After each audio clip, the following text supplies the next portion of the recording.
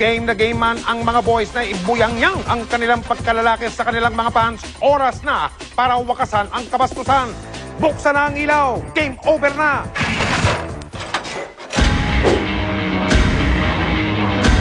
Masiselang kaganapan sa isang kuta ng mga kalalakihan. Ito ang natuklasan ng inyong sumbungan ng bayan. May nagsasayaw ng walang saplot dito.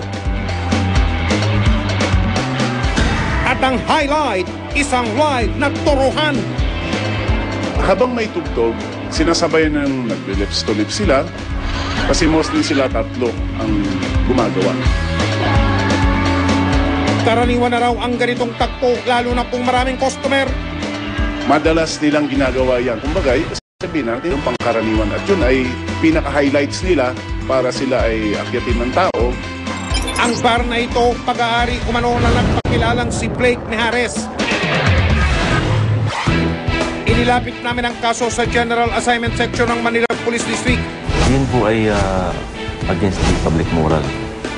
At ito ay malaswa, yung may violations doon sa ating city ordinance ng Manila. Isang animo'y tinatawag na huddle o umpukan ng manlalaro sa basketball ang isinagawa para sa isang biglaang inspeksyon. Ang layunin, i-shoot sa ring ng batas ang may mga sala sa negosyong ito.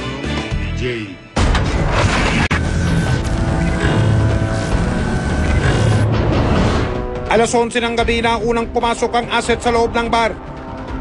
Maging ang ilang crew ng investigador nagsimula ng mag-roll ng kamera. Katulad ng mga nauna naming pagmamanman, may saplot pa ang mga mananayaw.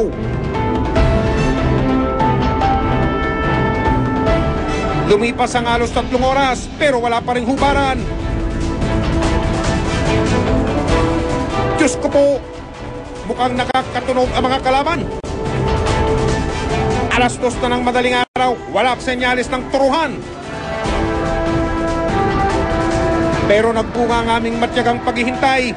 Isang lalaki ang naglabas ng kanyang kasalanan. Muling nagpasikat sa buong bayan. Pero bago pa man simulan ng drama ng pagtirik ng kandila, malalas 2 minutes sa basketball ang sumunod na eksena. Mabilis nang pumasok ang mga operatiba. Kasama na rin ang kinatawa ng Bureau of Permits ng Manila City Hall. Ito may-ari ha. Ito may-ari. Ito may-ari ha. Yes.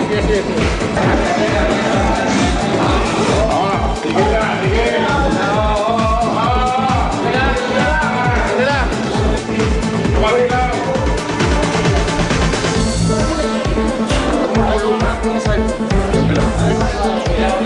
Sinunggaban kagad ang mga basketballista.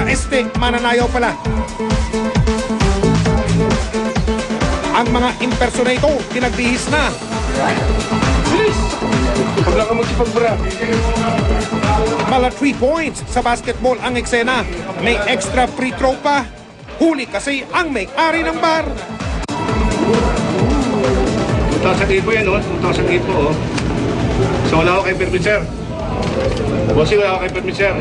Hindi po ako may-ari nito. Opo kayo rito, sir. Bali ako lang nagkakatiwala. Lalaki man ang babae, sa lungsod ng Maynila, bawal po yung maghuhubad at ipapakita mo yung private na pag-aari mo sa publiko. Ang isang club ho, publiko pa rin yan. Indecent to public morals. Kaya indecent show. Wala silang pinakita sa aming mayor's permit and license para sa business ng bar club. Pinaka-maximum penalty yan is closure of the establishment.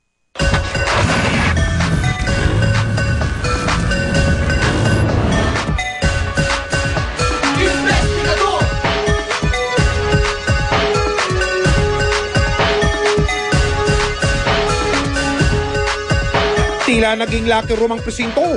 Lahat ng nahuli dito dinala. Kanya-kanya sila ng defense. Sumasayaw lang po.